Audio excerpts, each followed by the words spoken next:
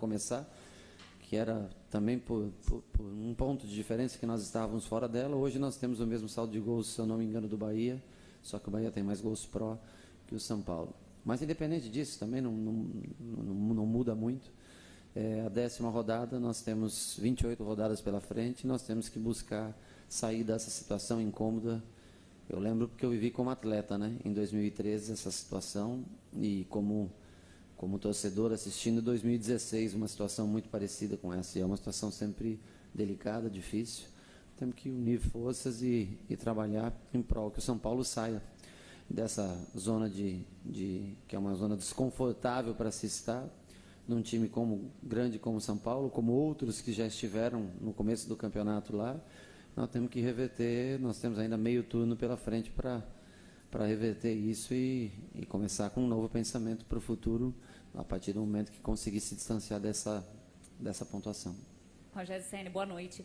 Você lembrou desse tempo quando você passou pelo São Paulo, dessa situação difícil? Como é que é passar hoje como treinador que acaba sofrendo mais pressão, né? Porque a pressão fica toda em cima de você pelos maus resultados, até pela vida de técnico. Até perguntei para o Zé Ricardo que há pouco tempo ele passou por esse momento também. E como é que é, então, passar agora como técnico por esse momento de pressão? Graças a Deus que é em cima de mim a pressão. Fico feliz que seja assim, pela história construída aqui dentro, pelo lastro que se tem para sofrer essa pressão. Eu já ganhei muitos títulos aqui dentro, já sofri muitas decepções em derrotas aqui dentro, ganhei campeonatos brasileiros, lideramos por anos consecutivos campeonatos brasileiros, fomos eliminados em campeonatos brasileiros ainda quando não era uma era de pontos corridos, frequentamos meio de tabela e também passamos por essa situação única em 2013, enquanto eu jogava, que foi a primeira vez que nós passamos por uma situação semelhante a essa. Chegamos à 18ª posição, não sei exatamente em que rodada do campeonato, mas chegamos. E conseguimos sair dessa situação com uma série de jogos, de 6 jogos, com 5 vitórias e 1 empate. Só que hoje o futebol brasileiro parece estar mais equilibrado. Hoje você vem aqui, você pode vencer, mas também você... Está aí, portanto, o técnico do São Paulo, Rogério Ceni, chamando até a responsabilidade, né? Graças a Deus a pressão é toda em mim, eu tenho lastro, eu tenho história aqui, eu consigo segurar a pressão. O Rogério Ceni está passando essa confiança, mas o semblante dele, né? Realmente a gente vê nas entrevistas ele muito abalado, dando a entender que parece sem forças para fazer esse time reagir.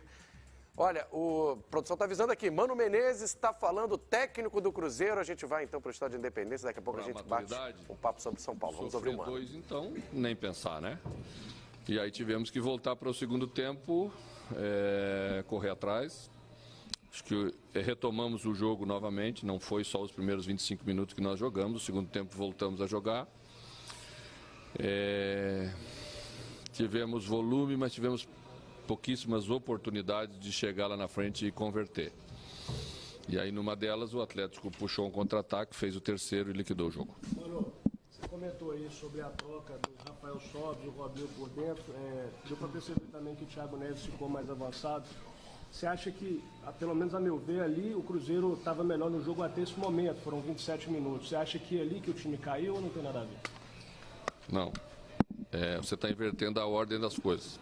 A alteração se deu porque o Atlético cresceu e nós não estávamos conseguindo conter mais o lado esquerdo do Atlético.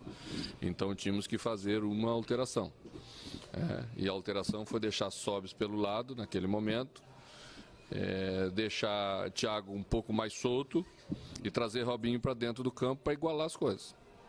A alteração se deu em função do crescimento do Atlético. Não se deu o crescimento do Atlético em função da alteração. A ordem das coisas da tua pergunta está um pouquinho trocada. Mas o Cruzeiro não caiu depois disso? Caiu antes disso? O Atlético caiu antes disso. Mano, o Cruzeiro caiu antes disso.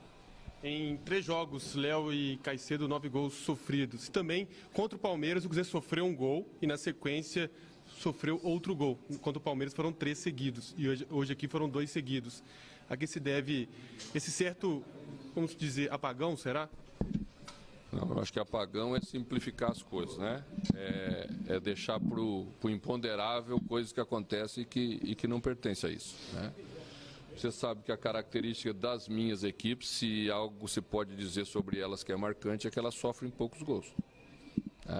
Então nós temos um fato diferente do que está fugindo a lógica das coisas. E nós temos que achar o porquê isso está acontecendo.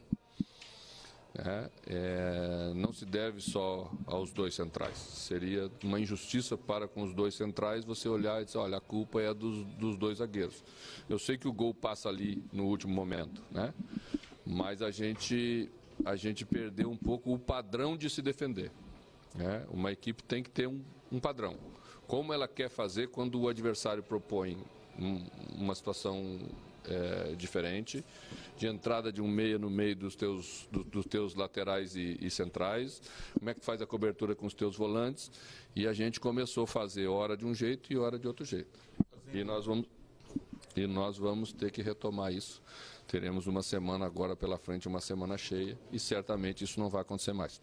Mano, sobre a forma de se defender, como você colocou, é possível e como é possível?